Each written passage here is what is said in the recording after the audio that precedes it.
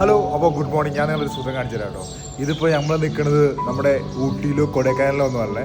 ഇതിപ്പോൾ ഉള്ളത് നമ്മുടെ അബുദാബിയിൽ അൽതഫ്ര റിസോർട്ട് എന്ന് പറഞ്ഞൊരു വ്യൂ ആണ് ഞങ്ങൾ കാണിക്കാൻ പോകുന്നത്.